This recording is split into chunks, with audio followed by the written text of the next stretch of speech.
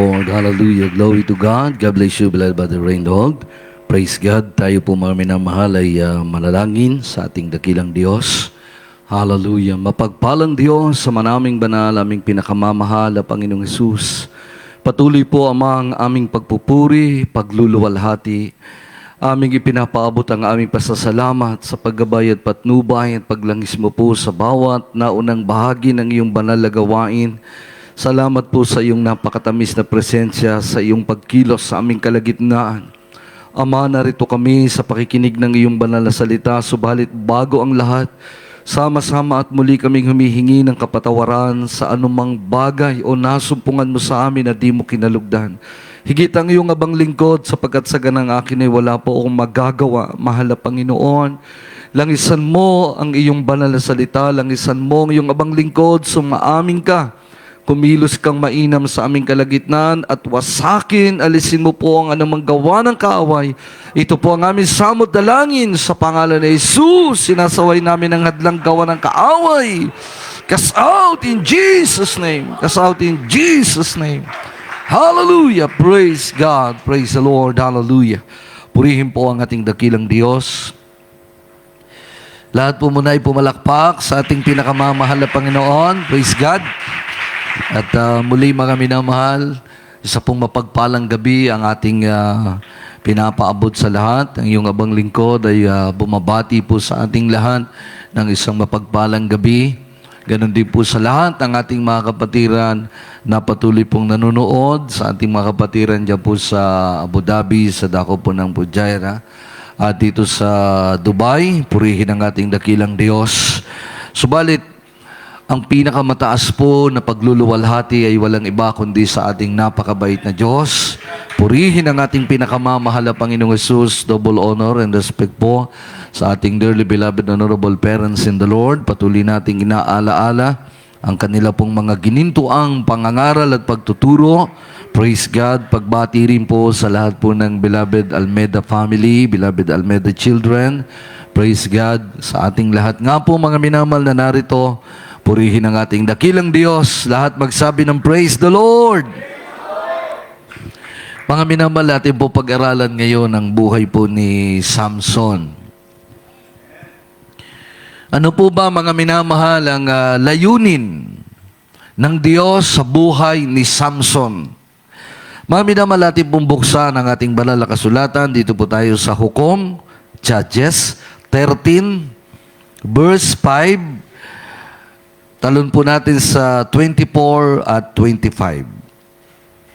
Praise the Lord. In the book of Judges, chapter 13, verse 5, jump to 24 and 25. For lo, thou shalt conceive, and bear a son, and no razor shall come in his head, for the child shall be a Nazarite unto God from the womb, and he shall begin to deliver Israel out of the hand of the Palestines. 24. And the woman bare a son, and called his name Samson. And the child grew, and the Lord blessed him. And the Spirit of the Lord began to move him at times in the camp of Dan, between Zorah and Estaol.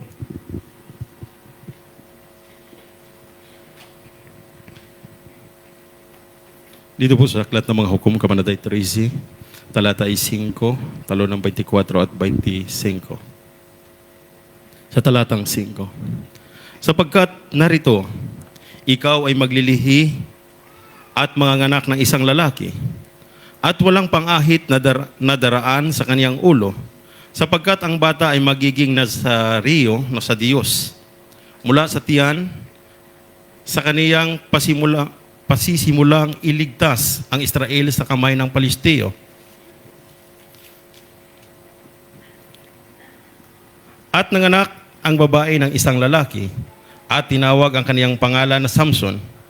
At ang batay lumaki at pinagpala ng Panginoon.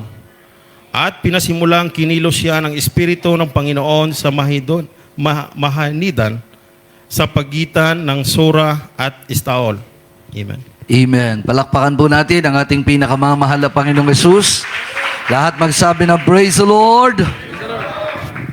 Pag-aralan po natin, mga minamahal, ang buhay ni Samson. Bakit siya po ay tinawag o pinili ng ating pinakamamahal na Panginoon? Ano po ang layunin, mga minamahal? Bakit si Samson, mga kapatid, ay pinili o hinirang ng ating dakilang Diyos? Ito na po ang kasagutan. Binanggit ko na, mga minamahal. Ang sabi, mga minamahal, ng hukom na ating nabasa, sapagkat narito, ikaw ay maglilihi at manganganak ng isang lalaki para ng ating dakilang tagapagligtas. Ano po? Ganon din ang ating dakilang tagapagligtas, mga minamahal, ipinaglihi ng isang babae, pinanganak ang isang lalaki, walang pang-ahit na daraan sa kanyang ulo, sapagkat ang bata ay magiging Nazareo sa Diyos mula sa tiyan, at kanyang simulang iligtas ang Israel sa kamay ng mga Filisteo. At nanganak po yung babae, yung kanyang mahal na ina ay nanganak. At ipinanganak si Samson. At doon pinasimula ng Diyos na kumilos ang espiritu at ang kapangyarihan ng Diyos kay Samson. Una, mga minamahal, hinirang ng Diyos si Samson. Big sabihin, pinili ng Diyos si Samson. Mula pa po sa tiyan ng kanyang ina, si Samson ay itinalaga o pinili na ng ating mabait na Diyos. Kaya, mga kapatid, si Samson ay hindi pwedeng magpagupit ng kanyang buhok. Hindi siya pwedeng uminom ng alak o ng inuming nakakalasing.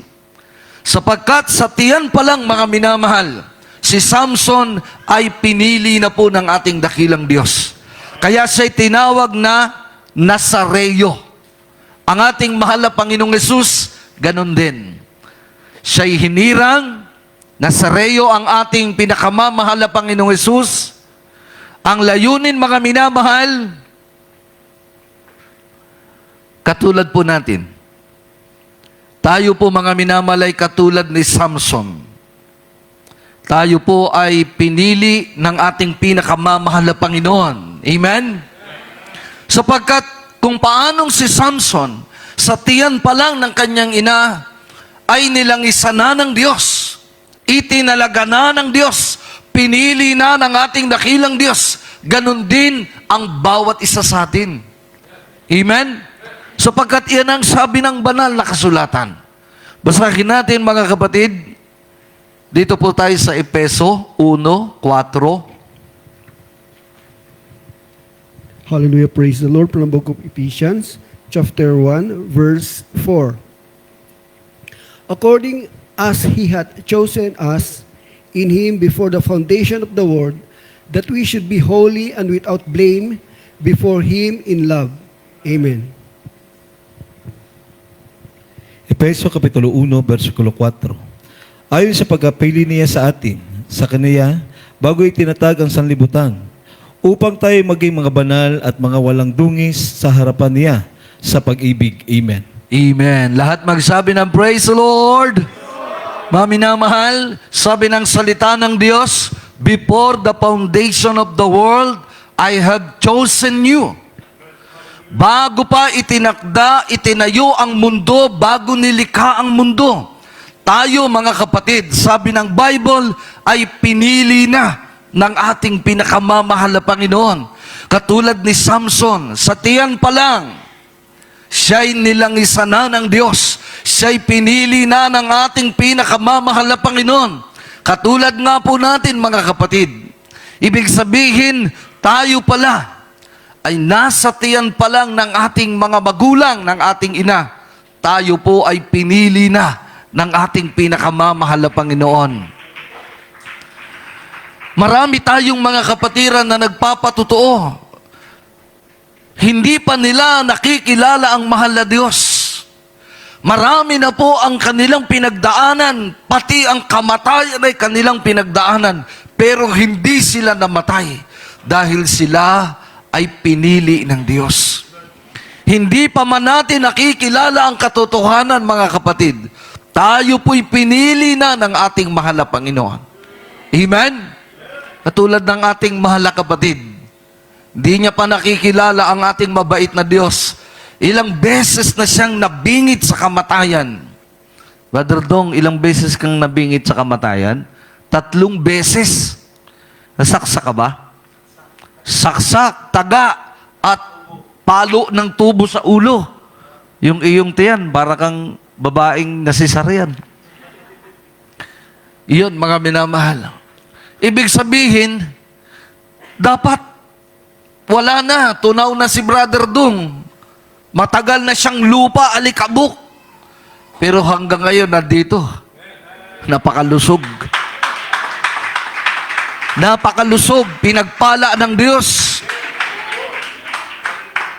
Nagwawala na nga yung botones ng kanyang long sleeve. Ibig sabihin, pinagpala. Amen? Kaya yung mga lumulusog, huwag kang mag-alala, huwag kang mangamba. Pagpapala yan ng Diyos. Amen? Ang iba sa atin, pinagaling ng Diyos sa karamdaman. Karamdaman na wala ng kagalingan. Ang iba nga sa atin, may taning na ang buhay. No? Hindi mamatay-matay. Dahil pinili ng Diyos. Amen? So tayo po'y mga pinagpala ng mahal na Panginoon. Amen? Sinong mag-aakala at magsasabi, mga minamahal, na tayo darating sa ganitong buhay? Kaya nga habang umaawit ang ating beloved Finest Generation Choir, naiisip natin, nararamdaman natin, mga minamahal, ang kadakilaan ng Diyos. Amen? Na tayo'y narito. Narito tayo sa presensya ng mahal na Panginoon. Sino mag-aakala, mga minamahal, na darating sa buhay natin ito, na tayo'y magiging tunay na mananampalataya, tunay na anak ng Diyos. Tayo'y magtatamasa ng pagpapala na nagmumula sa mahal na Panginoon. Dahil hindi tayo yung mga taong makikita natin sa lansangan na walang patutunguhan. Maaring noon, ganun tayo. Wala tayong patutunguhan. Hindi natin alam kung anong magiging buhay natin. Pero dahil ang pag-ibig ng Diyos ay sumaatin, katulad kay Samson, sa tiyan pa lang, pinili na at nilangisan siya ng Diyos. Yun pala ang layunin ng mahal na Panginoon. Amen? Katulad natin, layunin ng Diyos, sa tiyan pa lang, hinirang na tayo ng mahal na Panginoon. Darating pala ang araw na tayo'y magtatamo ng kaligtasan. Amen? Tayo pala'y magiging anak ng Diyos. Isipin mo, maging anak tayo ng Diyos. Dati, alipin tayo ng kasalanan. Sino may anak sa atin? Anak tayo ng kadiliman. Ngayon, anak tayo ng Diyos. Anak tayo ng kaliwanagan. Ang layunin, mga minamahal, katulad kay Samson, mga minamahal, upang si Samson ay gamitin ng Diyos para siya ay maging tagapagligtas ng bayan ng Diyos. Sapagkat ang Israel, how many years na inalipin ng mga Pilisteo? Sila'y alipin ang bayan ng Diyos. Kaya ang bayan ng Diyos ay dumadalangin sa Diyos na sila'y bigyan ng hukom. At ang ibinigay nga, mga kapatid, ay si Samson. 20 years, mga minamahal, si Samson ay naging hukom ng Israel. Naging hukom, tagapagligtas ng bayan ng Diyos. Yun ang napakagandang dahilan at layunin ng ating mabait na Diyos. Para iligtas ni Samson ang kanyang bayan upang maging tagapagtanggol, maging hukom ng ating dakilang Diyos. Katulad natin, mga minamahal. Amen? Tayo pala ay hinirang ng mahal na Panginoon upang tayo'y maging kasangkapan ng katuwiran. Upang tayo'y maging kasangkapan ng Diyos para sa pagliligtas ng mga tao, para maligtas ang tao sa apoy ng impyerno, katulad ng mga naunang Kristiyano. Sila'y mga ginamit ng Diyos sa pamamagitan ng ating kagalang-galang at minamahal na mga magulang sa mahal na Panginoon. Tayo ang kanilang naging bunga. Ang mga naunang Kristiyano ang kanilang pagpapagal, sakripisyo, ang kanilang katapatan sa mahal na Panginoon, tayo ang naging bunga. Amen? So yun yung layunin ng Diyos, kaya tayo ay naging tunay na Kristiyano, naging tunay na mananampalataya, para ngayon tayo naman ang maging kasangkapan sa kaligtasan ng marami nating mga kababayan, kaligtasan ng ating mga mahal sa buhay. Amen? Kaya hindi biro, mga minamahal, ang bawat halaga, bawat sentimo na itinutulong at ibinibigay natin sa church, sa gawain ng ating mahal na Panginoon. Sa lahat po ng mga nagtatapat, sa lahat po ng mga may tunay na pasanin, sa lahat ng nagkakaloob, sa lahat ng nagsasakripisyo, sa gawain ng mahal na Panginoon, nagbibigay ng may katapatan, hindi lang tithes and love offering, mga minamahal. Pati yung mga extra blessing na hindi natin matiis, na hindi tayo magbigay, hindi tayo sumuporta sa gawain, hindi kayang matiis ng mga taong hinirang ng ating pinakamamahal na Panginoon, mga taong pinili ng Diyos. Tayo, lalo na po yung mga pinagpala ng mahal na Panginoon. Amen? Kapag meron talagang pasanin sa iglesia, merong pagbibigay sa gawain ng Diyos, hindi tayo mapalagay, mga minamahal. Marami tayong kapatiran. Kahit nga walang mataas na pinag-aralan, walang mataas na pinagkukunan, hindi sila mapalagay. Yung iba nga, mga minamahal, meron. Nagbebenta sila ng kanilang ari-arian. Kasi nung unang panahon sa Biblia, sa panahon ng mga apostol, ganon ang kanilang ginagawa. Nagbebenta ang mga Kristiyano ng kanilang ari-arian, pinagsasama-sama yon, dinadala sa paanan ng mga apostol. Ngunit sabi ng Biblia, mga minamahal, ang bawat isa sa kanila ay hindi pinagkulang ng Diyos. So kapag pala tayo, mga minamahal, ay gumaganap sa layunin ng ating mahal na Panginoon kung bakit tayo hinirang, hindi tayo pagkukulangin ng ating pinakamamahal na Panginoon. Bagkus, pagpapalain tayo ng ating dakilang Diyos. Katulad ng napakinggan natin kanina, ang ganda ng terminong ginamit niya. No? Inulan sila ng pagsubok. Pero sa kabila ng ulan ng pagsubok, binagyo sila ng pagpapala. Amen? Amen? Ayun ang napakaganda sa Kristiyano. Ibig sabihin, masigit yung pagpapala. Kung bilang tinawag at pinili ay gagawin natin yung ating tungkulin. Amen? Kaya nga sabi ng Marcos, mga kapatid, basahin po natin, isa po sa mga verses ng ating church, mga minamahal. Amen. The Gospel according to St. Mark, chapter 16, verses 15 and 16. And he said unto them, Go ye into all the world, and preach the gospel to every creature. He that believeth and is baptized shall be saved, but he that believeth not shall be damned. Amen.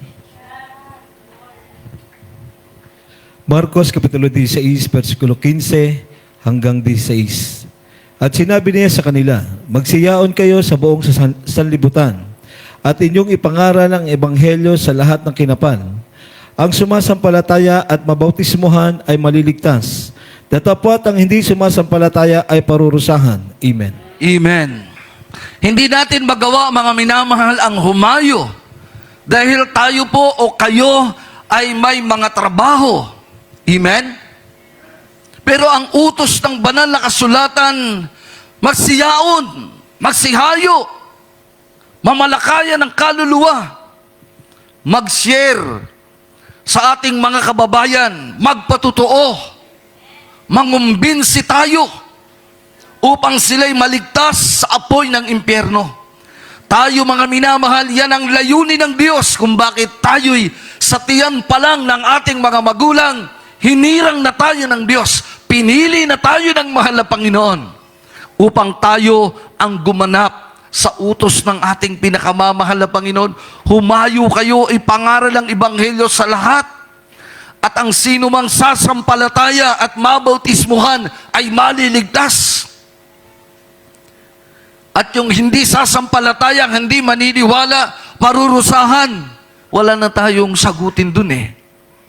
basta tayo'y humayo, basta tayo'y sumunod, mamalakaya tayo ng kaluluwa, mag-share tayo ng ebanghelyo ng kaligtasan. Kaya nga meron tayong banal na gawain, meron tayong live streaming, mga minamahal, para maabot ang ating mga kababayan. Kaya patuloy nating susuportahan dahil hindi natin kayang humayo. Amen? Dahil kayo po'y may mga trabaho, mga minamahal. Hindi nyo kayang humayo. Pero sa pamamagitan ng mga pagpapalang meron tayo, magagawa po natin. Amen? Ang ating pagtulong, ang ating pagsuporta sa gawain ng mahal na Panginoon, yan ang ating pagtupad sa tawag ng ating pinakamamahal na Panginoon. Kaya nga bawat halaga na ibinibigay natin sa gawain ng Diyos, bawat suportang ibinakikita at ipinadadama natin sa ugbasa ng mahal na Panginoon, ito'y pagliligtas ng maraming kaluluwa. Kaya huwag tayong magkibit balikat, mga minamahal. Amen?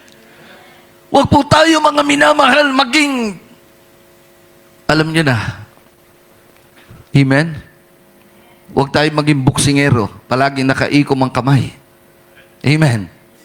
Dapat karatista tayo, palagi naka-open ang kamay. Amen?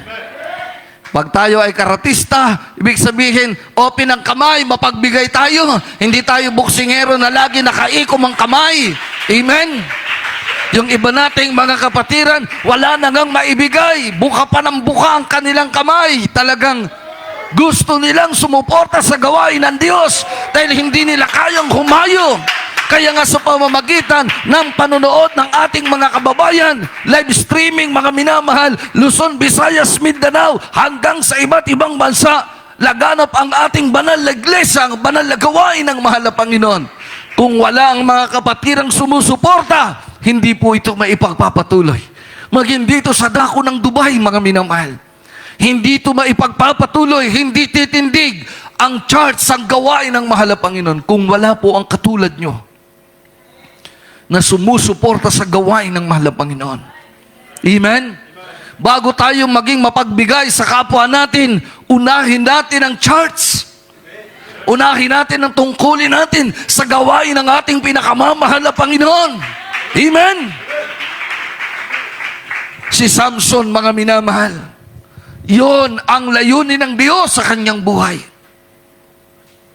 Para siya'y magamit ng ating dakilang Diyos sa pagliligtas ng bayan ng Diyos. Kaya nga, mga minamahal, napakarami po ang pinatay ni Samson na mga kalaban. Ipinagtanggol niya ang bayan ng Diyos, ang Israel. Libo-libo, mga minamahal, ang pinatay ni Samson dahil yun ang layunin ng Diyos para siya'y maging hukom, para siya'y maging tagapagligtas. Mga minamahal, katulad sa panahon natin ngayon, tayo naman ang Samson na gagamitin ng ating mahal na Panginoon para sa marami nating mga kababayan sila'y maabot ng dakilang kaligtasan. Amen? At hindi natin magagawa ito kung wala tayong lakas katulad ni Samson. Amen?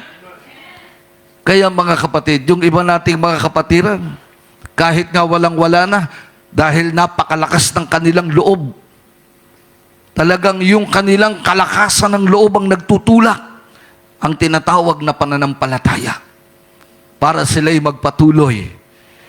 Amen? Na huwag magpabaya, bagkus ay sumuporta sa kaligtasan pa ng maraming kaluluwa. Si Samson ay binigyan ng Diyos ng kakaibang lakas. Sa Biblia, mga minamahal, si Samson po ang pinakamalakas na tao. Sabi nung iba, ang lakas ni Samson galing sa kanyang buhok. Tama ba? Doon sa hindi nakakaunawa, palaisipan sa atin yan. Amen? Sapagkat yun ang kwento. Yun ang kwento ng Biblia. Kaya ang iba, ang alam nila, ay galing sa buhok ni Samson, ang lakas. Dahil nung pinutol yung buhok ni Samson, ginupitan siya, nawala ang kanyang lakas. Saan galing ang lakas ni Samson? Pansinin natin, mga minamahal, sa tiyan pa lang ng kanyang ina, Nagbubuntis pa lamang ang kanyang ina, nagbili na po ang anghel ng Panginoon, ang Diyos sa pamamagitan ng anghel ng Panginoon. Ang sabi ng anghel ng Panginoon sa kanyang ina, ikaw ay maglilihi at manganganak ka ng isang lalaki. Ang itatawag mo sa kanya ay Samson. At habang ikaw ay naglilihi o nasa tiyan mo ang sanggol, huwag kang titikim ng anumang inuming nakalalasing o katas ng ubas. Huwag kang magtitik, huwag kang titikim. At kabilin-bilinan sa kanya na yung bata pag lumabas at lumaki, huwag mong gugupitan. Sapagkat siya isang Nazareo. Kaya nung ginupitan si Samson, nawala yung kanyang lakas. Saan galing ang lakas ni Samson? Bakit hindi kayo makasagot?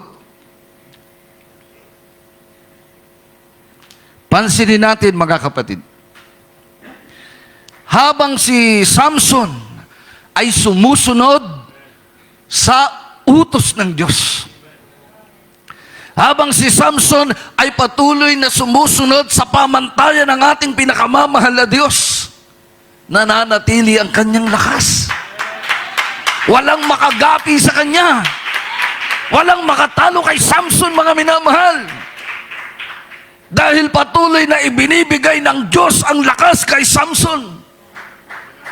Mapapansin natin kung babalikan natin yung verse 5, mga minamahal, sapagkat narito, ikaw ay maglilihi at manganganak ng isang lalaki at walang pang-ahit na daraan sa kanyang ulo, sapagkat ang bata ay magiging Nazareo. Sabi ng verse 7, ngunit sinabi niya sa akin, narito, ikaw ay maglilihi at manganganak ng isang lalaki at ngayon, huwag kang iinom ng alak o ng inuming nakalalasing man at huwag kang kumain ng anumang maruming bagay sapagkat ang batay magiging Nazareo sa Diyos mula sa tiyan hanggang sa araw ng kanyang kamatayan. Mula sa kanyang pagsilang hanggang kanyang kamatayan, si Samson ay isang Nazareo, hindi pwedeng gupitan ang kanyang buhok, walang pang-ahit, sabi ng Biblia, na daraan sa kanyang ulo. Kaya nung si Samson ay tinutukso, sino ba tumutukso sa kanya? Si Delilah?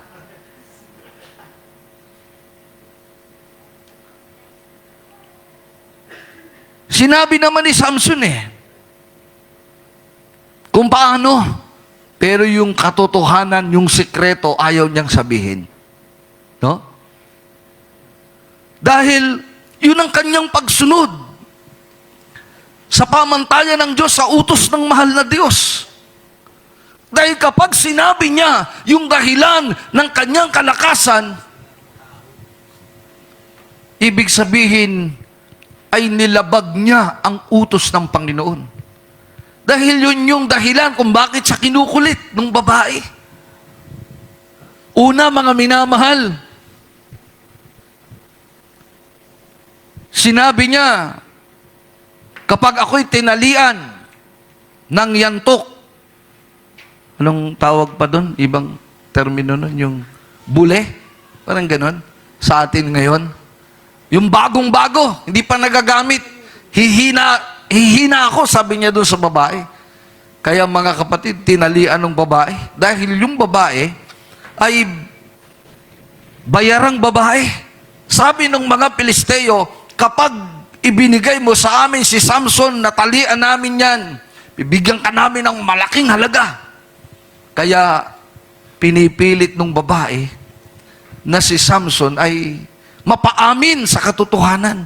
Saan ba talaga nang gagaling ang iyong lakas? Dahil sa una, pangalawang pagkakataon, hanggang sa tinalian ng bagong-bagong lubid. Sabi ni Samson, pag tinalian mo ako ng bagong-bagong lubid, hihina ako. Pero, sabi ng Biblia, ano man ang itali sa kanya, parang sinulid lang pag kanyang nilagot. Para lamang sinulid, mga minamahal, yung bagong lubid, tsaka yung unang itinali sa kanya, mga minamahal, na napakatibay na tali. Ibig sabihin, hindi nawawala ang lakas ni Samson dahil hindi niya sinasabi yung sikreto. Amen? Kaya tayong mga Kristiyano, huwag nating ibigay sa kalaban ang sikreto. Amen? Amen? Hanggat tayo'y sumusunod sa kalooban ng Diyos. Dahil si Samson, habang sumusunod siya sa kalooban ng Diyos, hindi nawawala yung kanyang lakas. Pero si Samson, nung madaya, mga minamahal, dahil nakulitan siya, ganun talaga ang kaaway. Hindi titigil. Ukulitin ng Kristiyano. Talagang lahat ang paraan gagawin ng kaaway para masila ang Kristiyano, para madaya ang Kristiyano. Yun ang nangyari kay Samson. Nadaya siya. Sinabi niya yung katotohanan. Ang ibig sabihin, binitawan niya ang pagsunod sa utos ng mahal na Diyos. Kaya doon humina si Samson. Natalo si Samson, mga minamahal.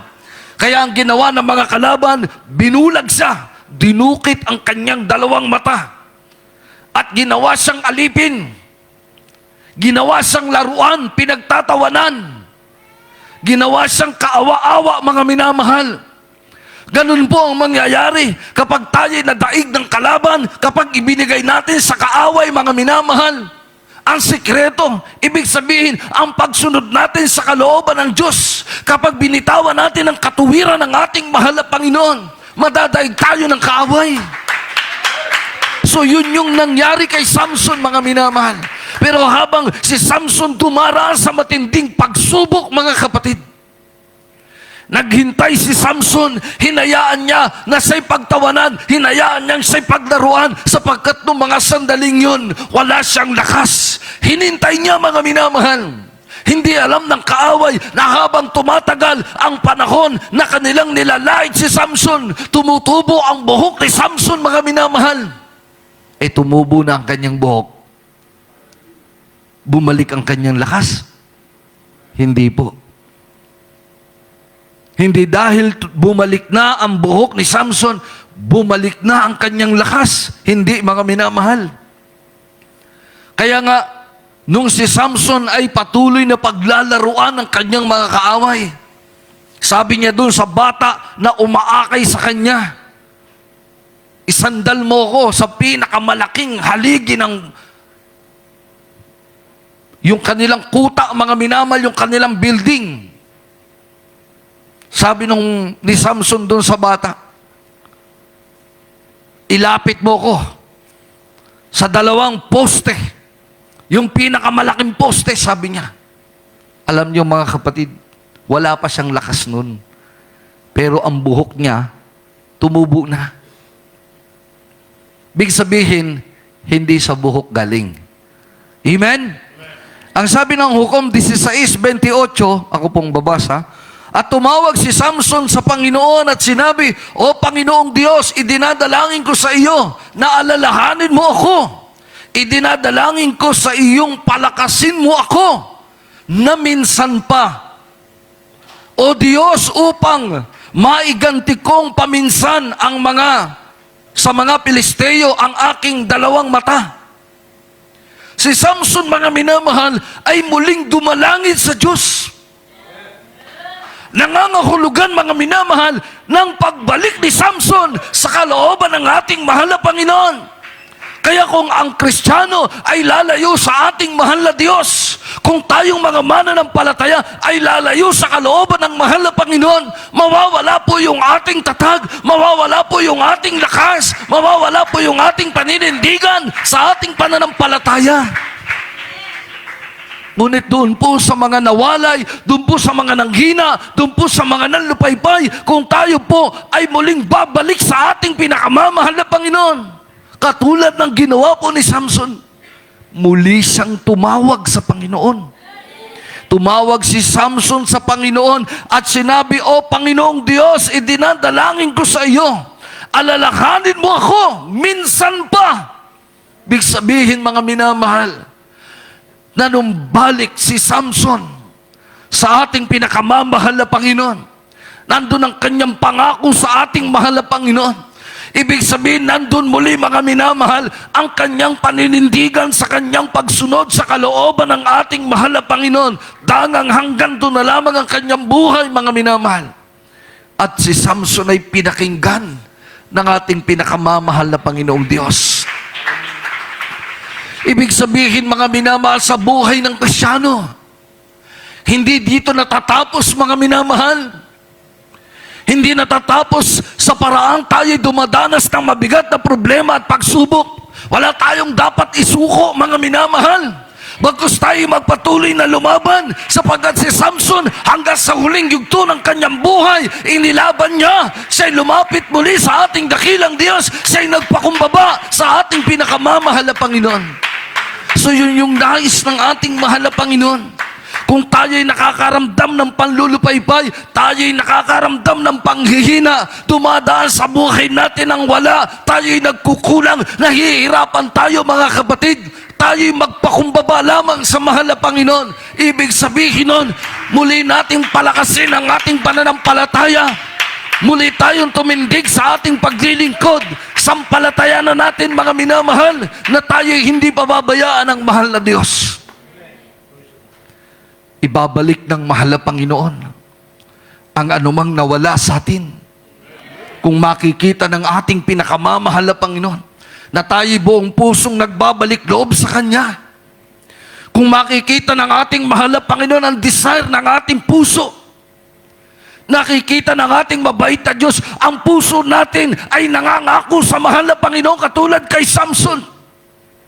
Kung tayo'y nangangako sa Diyos, mga minamahal, na tayo'y magpapatuloy, tayo'y magsisikap, mga minamahal, tayo'y magpupumilit na gawin ang kalooban ng mahal na Panginoon, ibibigay ng Diyos ang ating kahilingan. Muli tayong palalakasin ng ating pinakamamahal na Panginoon, katulad kay Samson, nang siya'y tumawag sa mahal na Diyos. Siya'y nagsumamo sa mahal na Diyos. Siya'y nagmakaawa sa ating pinakamamahal na Panginoong Diyos. Nahabag ang Diyos sa Kanya, mga minamahal. Hindi nakalimutan ng Diyos na si Samson ay pinili ng ating mahal na Panginoon mula pa sa tiyan ng kanyang ina. Ganon tayong mga mananampalataya. Kailanman hindi tayo iniiwan ng ating mahal na Panginoon. Kailanman ay hindi kinakalimutan ng ating dakilang Diyos na tayo'y pinili niya, na tayo'y hinirang niya. Tayo'y itinalaga ng ating Diyos sa buhay na walang hanggan. Kailanman ay hindi yan kalilimutan ng ating mahal na Panginoon. Dangang ang mga mananampalataya, ang mga Kristiyano kung minsan, sila ang nakakalimot sa ating pinakamamahal na Panginoon. Ang mga mananampalataya kung minsan, ang nakakalimot sa pangako nila sa ating dakilang Diyos. Ngunit ang ating dakilang Diyos, hindi nakakalimot, mga minamahal. Kahit sa kabila ng paglabag ni Samson sa katuwiran, naroon pa rin ang pag-ibig ng ating dakilang Diyos. Siya'y nakinig sa tawag ni Samson. Ganon tayong mga Kristiyano. Hindi kailanman kalilimutan ng mahal na Panginoon. Sa huling pagkakataon, hindi naging maramot ang Diyos kay Samson. Sa panahon natin, mahaba at patuloy na ibinibigay ng Diyos ang pagkakataon para tayo'y magpatuloy at makapagpatuloy sa paglilingkod sa ating pinakamamahal na Panginoon. Kaya wag nating sasayangin ang pagpapala ng ating dakilang Diyos. Mga minamahal, sabi ng banal na kasulatan, hindi tayo dapat matakot. Si Samson, mga minamahal, sa huling pagkakataon, ibinigay niya ang buong lakas niya, mga minamahal, buong puso, mga minamahal, nanampalataya siya. Isipin nyo, hindi pa siya dumadalangin sa Panginoong Diyos. Ipinahawak na, sabi niya sa bata, ipahawak mo sa akin ang haligi. Ang pinakamalaking haligi, ipahawak mo sa akin. Wala pa, hindi pa siya nananalangin. Mga minamahal, ibig sabihin, si Samson ubasa na ang Diyos ay tutugon. Hindi siya pababayaan ng Diyos. Nung mahawakan ni Samson ang haligi, mga minamahal, doon siya nagsimula na magsumamo sa ating pinakamamahal na Panginoon. Ibig sabihin, hindi nawala ang panampalataya at pagtitiwala ni Samson sa Diyos. Yan ang gusto ng ating pinakamamahal na Panginoon. Huwag kang matakot katulad ni Samson. Nanampalataya siya, mga minamahal, sabi ng banal na kasulatan, huwag tayong matakot. Sapagkat ang Diyos ay sumasa atin. Wala pa man mga minamahal kay Samson ang katugunan, nanampalataya si Samson na ang Diyos ay isa sa kanya. Hindi sa pababayaan ng ating dakilang Diyos. Ganon tayong mga mananampalataya. Wala pa man, sumasampalataya tayo na hindi tayo pababayaan ng ating pinakamamahal na Panginoon. Kaya kung tayo man ay katulad ni Samson, dumarating sa pagkakataong tayo nang hihina.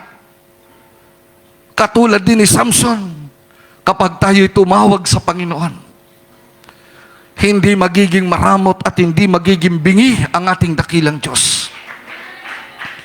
Kaya sabi ng banal na kasulatan, huling talata ang mga minamahal, sabi ng Isaiah 41 verse 10. Hallelujah, praise the Lord. From the book of Isaiah, chapter 41, verse 10. Fear thou not, for I am with thee. Be not dismayed, for I am thy God. I will strengthen thee. Yea, I will help thee. Yea, I will uphold thee with the right hand of my righteousness. Amen. Praise the Lord. Sa aklat po ng Isaias, Kabanatang 41, talatang Gs, huwag kang matakot, sapagkat ako'y sumasa iyo. Huwag kang manglupaypay, sapagkat ako'y iyong Diyos. Aking palalakasin ka, oo, aking tutulungan ka. Oo, aking aalalayan ka ng kanang kamay ng aking katuwiran. Amen. Amen. Yun po ang ginawa ng Diyos. Yun ang ginawa ng ating dakilang Diyos kay Samson. Ang sabi ng ating mabait na Diyos, mga minamahal, huwag kang manglupaypay, sapagkat ako'y iyong Diyos. Aking palalakasin ka. Kaya si Samson ay pinalakas muli ng ating napakabait na Diyos. Ang sabi mga minamahal, oo, aking tutulungan ka. Hindi inilayo ng Diyos ang tulong kay Samson. Sa kabila na si Samson ay nakalimot sa ating mahal na Panginoon, ngunit manapay hinintay ng ating mabait na Diyos ang pagbabalik loob ni Samson. Sapagkat hindi kinalimutan ng ating mabait na Diyos na si Samson ay pinili niya. Ganon tayong mga mananampalataya. Kailanman ay hindi kalilimutan ng mahal na Panginoon na tayo ay pinili niya. Kaya kung tayo'y nanghihina, nanlulupaypay, o anuman ang ating pinagdaraanan, mga kapatid, ang sabi ng ating binasa, huwag kang matakot sapagkat ako'y sumasayo. Huwag kang manlupaypay sapagkat ako'y iyong Diyos.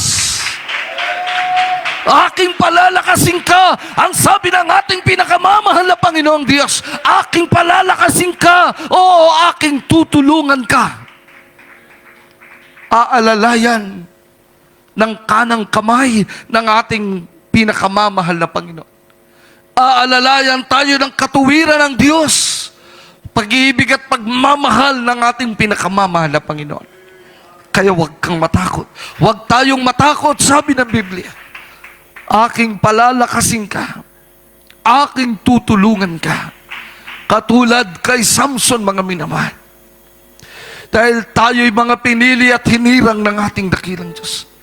Layunin, mga minamahal, na tayo'y gamitin. Kaya sa panahon na tayo'y nakakaranas ng panghihina, nakakaranas tayo ng mga problema at suliranin, huwag kang matakot, sabi ng mahal na Diyos, sapagkat ako'y sumasayo. Huwag kang manlupaypay, sapagkat ako'y iyong Diyos. Ang pangako niya, aking tutulungan ka. Aking aalalayan ka, sabi ng ating mahal na Diyos. Ginawa ng Diyos kay Samson. Magagawa at gagawin din ang ating pinakamamahal na Panginoon sa bawat isa. Sa bawat isang nakakaranas ng panghihina at panlulupaypay. Mga problema at suliranin, alalahanin sa buhay. Minsan ang panghihina ay dumaraan sa ating buhay. Ngunit ang sabi ng ating mahal na Panginoon, huwag kang matakot. Aking tutulungan ka. Aking aalalayan ka. Habang tayo umawit ang isang awitin, mga minamahal, Hindi kalilimutan ng mahal na Panginoon. Hindi niya kalilimutan na ikaw at ako ay pinili niya mula sa sinapupunan ng ating ina. Before the foundation of the world, I had chosen you. Sabi ng mahal na Panginoon. Bago itinayo ang mundong ito, bago nilikha ang mundong ito, ikaw ay pinili na ng mahal na Panginoon. Kaya tutulungan ka. Aalalayan ka ng ating mahal na Panginoon. Ikaw ay nilalang at tinikaw paggalit. Kasangkapan tayo ng ating mahal na Panginoon sa kanyang katuwiran. Kaya't huwag tayong lumayo, mga minamahal, dahil habang tayo ay nagpapatuloy, habang ginagawa natin ang katuwiran, habang sinusunod natin ang kalooban ng mahal na Panginoon, hindi ka mataraing nakaaway. Palalakasin ka ng ating mahal na Panginoon. Palalakasin tayo ng ating dakilang Diyos.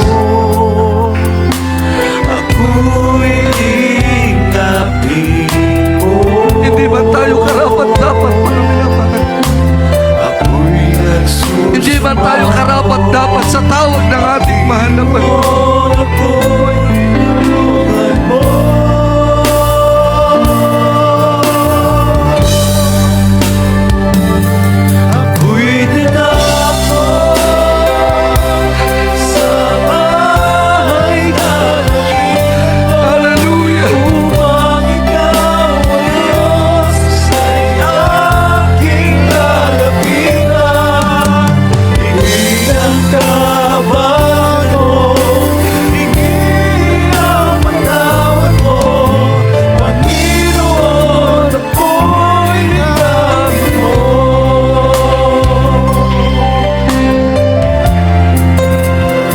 Samson, mga minamahal, hiningi niya ang lakas. Muli nang hiningi ang lakas sa ating dakilang Diyos. Sa mahal na Panginoon nagmumula ang tunay na kalakasan. Dahil sa ganang atin ay hindi natin kaya. Ngunit kung tayo hihingi ng lakas, mahal na Panginoon, ano man ang ating hihingi na ibibigay ng ating mahal na Diyos, magtiwala at sumampalataya.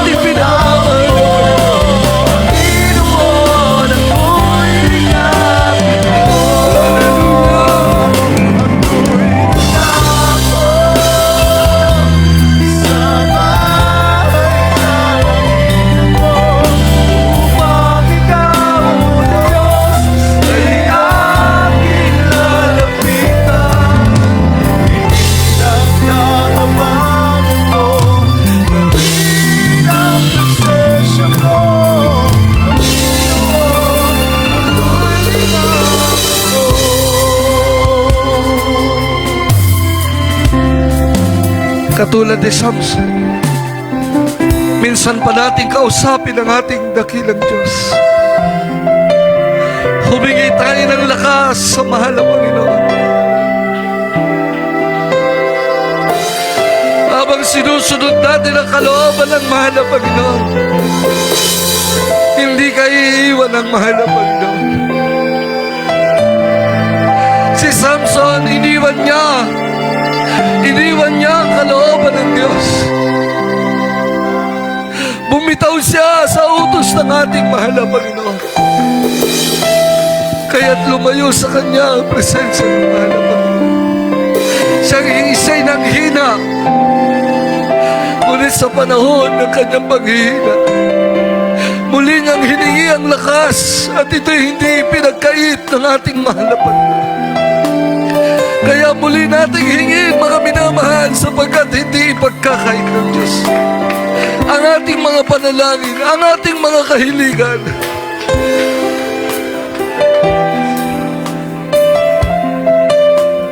Kausapin mo ang mahal na Diyos. Katulad ni Samson, mga minamahal, siya'y nakipag-usap sa ating mabait na Diyos. Nagsumamo siya minsan pa, mahal na Panginoon.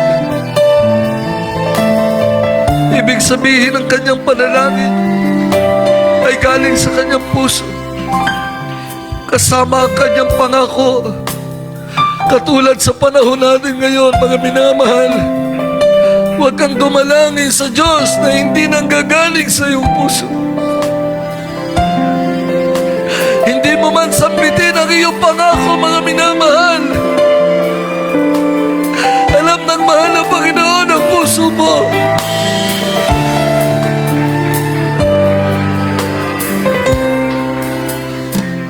Alam ng mahal na Panginoon na kahit wala kang pangako, ikaw ay magpapatuloy na maglilingkod at gagawa sa katuwiran ng Panginoon.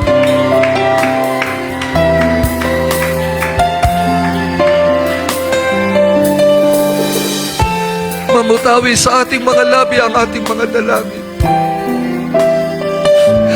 Dakilang Ama, aming pinangama, mahal na Panginoon. Wala kaming lakas, mahal na Panginoon, kami mahina. Ngunit habang kami narito, kami magpapatuloy na maglingkod sa iyo. Kaya naman hinihingi namin, mahal na Panginoon, ang kalakasan. Sa panahon na kami may mga pinagdaraanan, tulungan mo kami, mahal na Panginoon. Bigyan mo kami ng katatagan, ng kalakasan. Sundin ang iyong kalooban, mamuhay sa iyong katuwiran. Ama, abutin mo ang pangangailangan ng bawat isa, ipagkaloob mo kanilang mga kahilingan. Sa unang dalangin pa rin ang aming minamahal na mga magulang sa iyo, dakilang Diyos. Sa iyong dakilang kahabagan sa pangalan ni Jesus.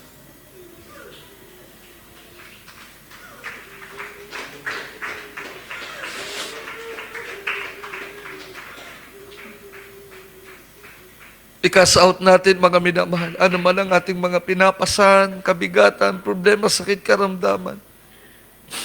Nakikinig ang ating mabait na Diyos. Hallelujah! Sa pangalan ni Jesus, sa prayer ng aming minamahal at ginagalang malabas doon, sinasaway namin ang lahat ng mga problema. Problem be solved in the mighty name of Jesus. Cast out, cast out, cast out, cast out in Jesus' name. Jesus' name. Be healed in Jesus' name. Vices began poverty, cast out in Jesus' name. Doubts and unbelief, cast out in Jesus' name. Problem be solved in Jesus' name. Hallelujah, hallelujah. Victory in Jesus' name. In Jesus' name.